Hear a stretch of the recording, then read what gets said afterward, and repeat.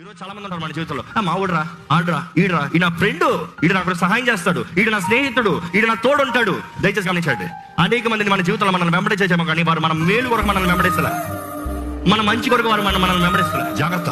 ఈ రోజు చాలా మంది మన జీవితంలో కూడా వాగ్దానాలు చేస్తారు. ఓ నీతో పాటు నేను ఇది చేస్తాను, ఓ నిన్ను అభివృద్ధి పరుస్తాను, ఓ నువ్వే గొప్పడు, నీకు నేను సహాయంగా ఉంటాను, ఓ నీతో పాటు నేను ఇన్వెస్ట్ చేస్తాను, ఓ నీతో పాటు నేను చదువుతాను, ఓ నీతో పాటు నేను పని చేస్తాను, మన ఇద్దరు కలిసి జాబ్ సర్చ్ చేద్దాం. జాబ్ వచ్చింది, అప్లికేషన్లో ఇద్దరికి కలిపి వెళ్తే మంచిగా ట్రైన్ చివరికి అంటున్నాడు ఒకడికే పోస్ట్. ఏం చేస్తారు? నీతో పాటు ఉంటాను అన్నవాడు నువ్వు తీసుకో పోస్ట్ అంటాడా? వదులుకుంటాడా? మనల్ని పొల్లబెట్టి మనం వెనకబెట్టి, ఇది మానవ బుద్ధి అంటే. స్వార్థమే ముఖ్యం మనుషులకి. స్వార్థం వచ్చినప్పుడు ఇంకెవరు మనిషికి కనబడరు. మనుషుడు స్వార్థం వచ్చినప్పుడు ఏదైనా చేస్తాడు, ఏదైనా తగ్గిస్తాడు.